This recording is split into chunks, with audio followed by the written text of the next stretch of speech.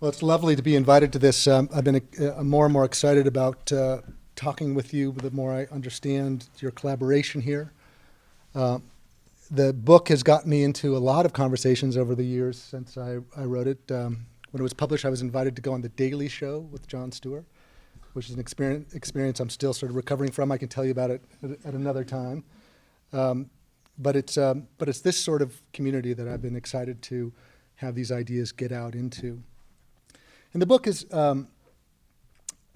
about this remarkable body of research that suggests that mental illnesses are not, as sometimes assumed, spread evenly around the globe, that they have appeared in different cultures in endlessly complex and unique forms.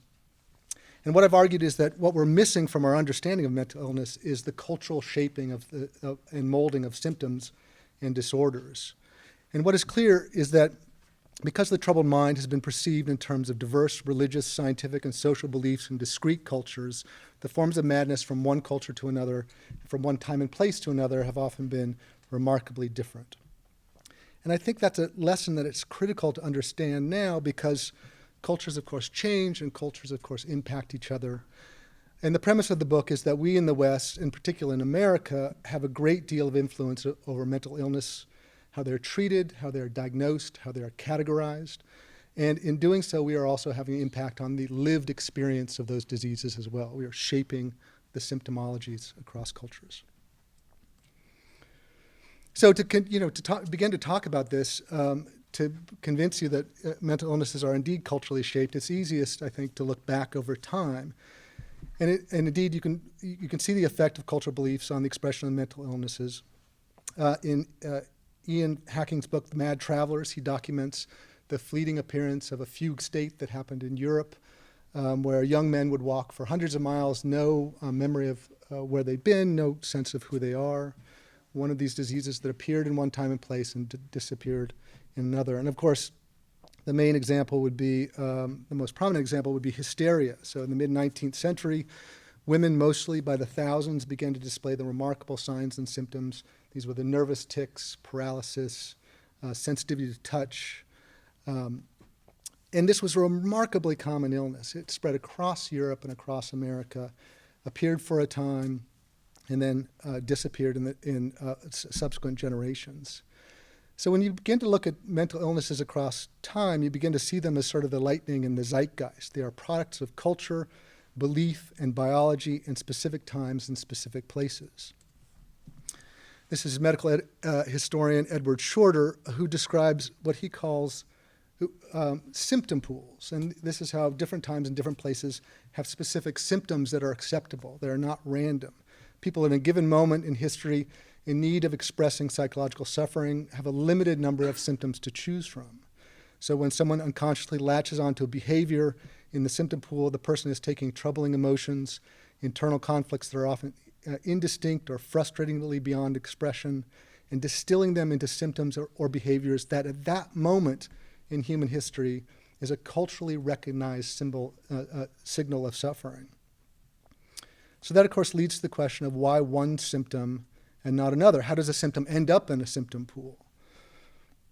Well, Shorter suggests that the key players are the healers or the experts. This might be a priest in one era, a shaman in another era, a doctor in another, researcher. And these experts propose theories about how the mind works, and then they look for the symptoms that confirm those theories. And Shorter puts it this way. He says, patients unconsciously endeavor to produce symptoms that will correspond to the medical diagnostics of the time. He says this sort of cultural molding of the unconscious happens imperceptibly and follows a large number of cultural cues that the patients simply are not aware of. So here's the famous painting of French neurologist Jean-Martin Charcot working with a hysterical patient who has just fainted into his arms. And the question is fundamentally this: would this woman have displayed this particular symptom of fainting without the expectant gaze of all these learned men predicting that exact behavior? And what we're learning is that behavior and the expectation from cultures are very much intertwined, and they often form sort of a self-confirming loop. The woman's behavior is affected by the expectation, but her display of the symptom reinforces the certainty on the part of the experts that their theories about the mind are correct. But let me be clear from the start that culturally shaped illnesses, like hysteria or mad travelers, are not a matter of those patients faking their symptoms, but because their unconscious minds were speaking the language of suffering for their time and place in history. Symptoms of mental illness are communications of distress. The unconscious mind selects the symptoms that will be understood in its time and place. So this is not to suggest that mental illnesses are illusions, they don't have other causes, they are not only expressions of cultures, but it only suggests that we will not fully understand these illnesses until we understand the impact of culture, beliefs on behavior of these illnesses. So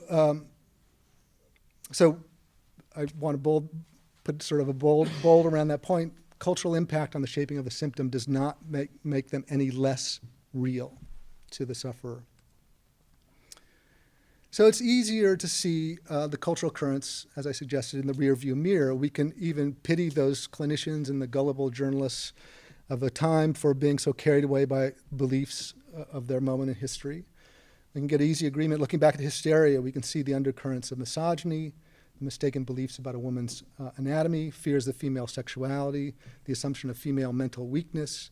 These beliefs not only shaped what the clinicians looked for, but also determined what the symptoms, which symptoms were considered legitimate, which then influenced which symptoms were displayed by the patient.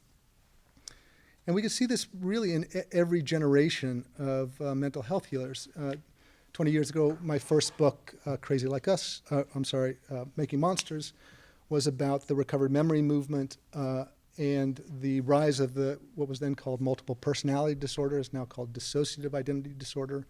It was a symptomology and symptom cluster that clinicians around the country were looking for in their patients, and indeed there was this enormous rise in the diagnosis and the display of these very, very clear symptoms. Another generation comes along, looks back, sees this as somewhat of a misguided enthusiasm, stops looking for the illness then goes away. However, seeing these influences and how they shape our ideas of mental illness in our own culture, in our own time, in our own generation, is much more difficult. We seem to sort of see the mistakes of the past, but we're not learning that fundamental lesson of the past, which is culture impacts symptomology. So in the book, I have 4 examples, 4 long chapters about how we in America are influencing the expression of mental illnesses and the symptomology in other cultures. I write about how GlaxoSmithKline impacted the Japanese expression of depression in their introduction of Paxil to the country. I talk about the changing conceptions of schizophrenia in Africa and how we're changing those notions, how people in Zanzibar in particular are being impacted by our beliefs about what schizophrenia is and how that's affecting disease outcomes. And I write about the rise of an American form of anorexia in Hong Kong in the middle 90s. But Olga and I talked about which chapter I would talk a little bit more about today, and we picked the last one because it's really the disease that is in our time right now that we have this full belief in our culture, but I would suggest is deeply culturally shaped. So the example I'll talk about today is post-traumatic stress disorder. We have 1.2, maybe 1.4 million veterans returning from our long wars overseas. And many of them will be clearly suffering from PTSD. This is the hypervigilance, the easily started, the flashbacks, the anxiety. For many of these soldiers, this disease could not be more real. But the simple but sort of mind-bending truth is that mental illnesses such as PTSD can be both culturally shaped and utterly real to the sufferer.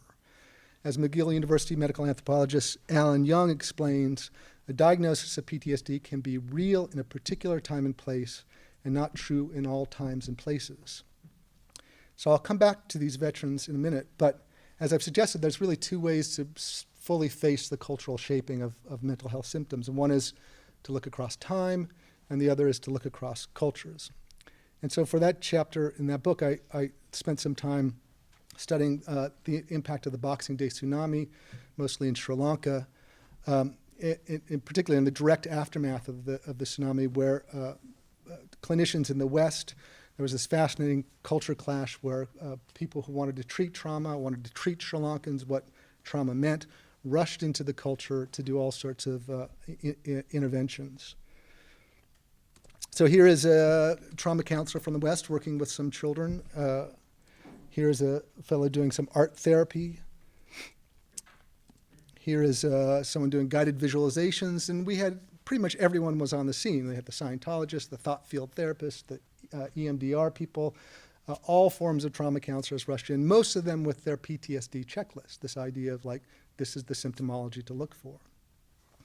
And the confidence that Western mental health professionals had in the universality of the symptom list is really quite remarkable, because despite that certainty, the truth is that the PTSD symptom checklist does not account for the various pathological reactions to trauma in different cultures and in different times and places in human history.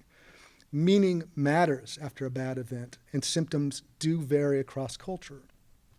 And around the world, we can find a multiplicity of reactions. These varying reactions emanate and are always tied to local notions of the self and modes of healing most often available to the population before we get there. So just to take some examples, for Cambodian refugees fleeing their civil war, the most pressing psychological impact of that trauma was often being visited by vengeful spirits and the accompanying feeling of intense distress that in escaping the country they had not been able to perform rituals for the dead. Yeah, Salvadorian women, refugees who endured their protracted civil war, often experience something called calorius, which is a feeling of intense heat in the body.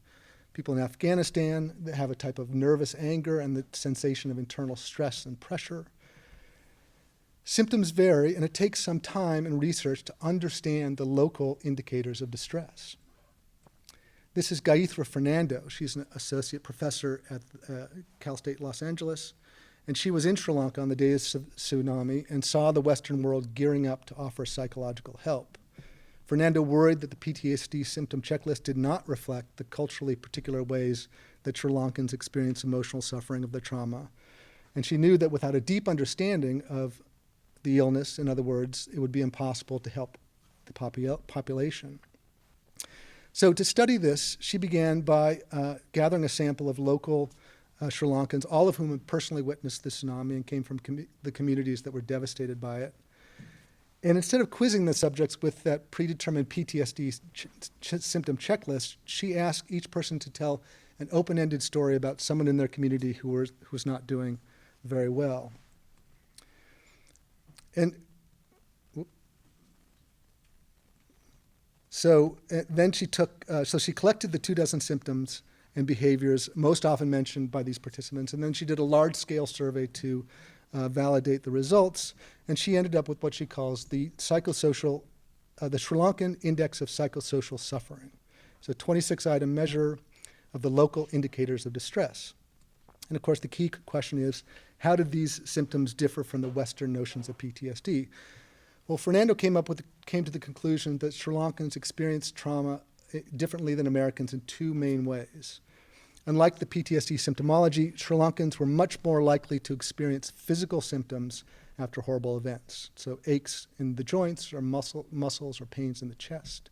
So without that mind-body disconnect that's so common in Western thinking, Sri Lankans almost experience the disaster as if they've had a physical blow to their body. So in addition to that somatic symptoms, there was another more subtle and pervasive difference. By and large, Sri Lankans didn't report reactions to trauma in line with the internal mental states, the states of anxiety, fear, numbing, and the like that you see with PTSD patients. They didn't acknowledge those actually as the primary symptoms.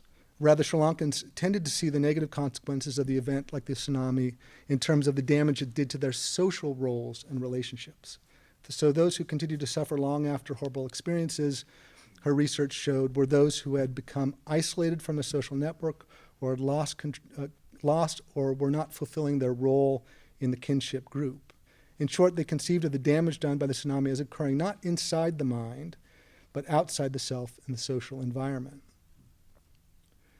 So Sri Lankans interwove the social and the psychological to the point where the two really could not be teased apart. For Sri Lankan, the primary symptom exists not in the psychological, but in the social realm. So of course this leads to a problem. When Western counselors imply that they know the true reactions to trauma and the best way to heal, they are often disconnecting local people from modes of suffering which are always tied to local modes of healing. For a symptom that exists in both the body and for a symptom that exists in the body, the treatment for that symptom might be to address those physical symptomology. And indeed, for the idea that the primary symptom exists in the breakdown of the social group, there would be other different types of interventions that would address that. And indeed, individual psychotherapy or going off with a counselor on one's own might be the very counter thing that you would need for that person that needs to reconnect to their social group. And you talk to anthropologists about these trauma interventions around the world, and they're sometimes literally dumbfounded by the underlying premise that our trauma counseling interventions abroad have, which is the assumption that psychological consequences of trauma are similar to a newly discovered disease, that a local population would be utterly unaware of what happens to the human mind after terrible events. And that implicit assumption really leaves anthropologists shaking their head in disbelief. And I do think it takes a willful blindness to believe that other cultures need our framework to understand the human response to trauma. Arthur Kleinman, a medical anthropologist at Harvard, gave me the most sort of cutting quote on the topic. He said, most disasters in the world happen outside the West, yet we come in and we pathologize their reactions. We say, you don't know how to deal with the situation. We take away their cultural narratives and we impose ours. He says it's a terrible example of dehumanizing people. So here is a Western trauma counselor teaching active listening to some locals, and God bless him, he took his time to go to Sri Lanka and try to help, and it seems somewhat mean-spirited to critique his efforts. But I think once comprehends the cultural differences in psychological reactions to trauma, the effort of Western traumatologists who rush into disaster zones on a few days' notice without knowing the language, without a deep understanding of the religions, without knowing the modes of mourning and rituals, and in particular not knowing the local modes of expressing distress, I think it does begin to look problematic. And to drive that point home, one researcher asked me to imagine the scenario in reverse. He said, what if Mozambicans came over after 9/11 and began knocking on doors of survivors and saying, we need to lead you through a certain set of rituals so that the spirit of your dead relative can be released? How would that make sense to us? How would that feel? And of course, it wouldn't make any sense. But we don't seem to have any problem doing basically the opposite, the reverse. And I think I know why. I think what we think we have to offer is science, that it's universal, that PTSD is a newly discovered disease, and we've proven it exists, and that everyone should know about it. But the fact is that our PTSD is every bit as culturally shaped as anyone else's reaction to trauma. And we could see that even if we just look in the West and just look over time in the West. So let's just take soldiers in the West over history. So if you were a soldier in the Boer Wars and had a negative reaction to battle, you were likely to complain of joint pain and muscle weakness. This was a condition their doctors at the time called debility syndrome. If you were a soldier in the Civil War, the American Civil War, you would likely complain of aching in the left side of the chest, the feeling of a weak heartbeat, and having this sort of pathological homesickness. This was called Da Costa's syndrome. The First World War, soldiers commonly experienced shell shock with symptoms that included tics, uncontrollable body movements, physical paralysis. Note the similarity to hysteria, right? This is a similar time period, similar ideas about how the mind functioned, how it connected to the body, and you had a similar symptomology from the shell-shocked soldiers to women who suffered from hysteria. In fact, it was only rather recently that soldiers began to describe their primary symptoms in terms of those intrusive thoughts, the memory avoidance, the uncontrollable anxiety and arousal that makes up the core of the PTSD diagnosis. Indeed, even in our lifetime, or my lifetime, being 51 years old, we've seen this change in the PTSD diagnosis. It's actually dramatically changed from what it started. It was originally called post-Vietnam syndrome. And it began in these hothouse rap sessions with Vietnam veterans against the war and psychoanalysts in New York who sort of chiseled out this idea. And you could see, and this is how one young psychoanalyst writing in the New York Times in the spring of 1972 described what he saw as post-Vietnam syndrome. He said, these veterans are suffering psychologically because they have been deceived and used and betrayed by both the military and the society at large.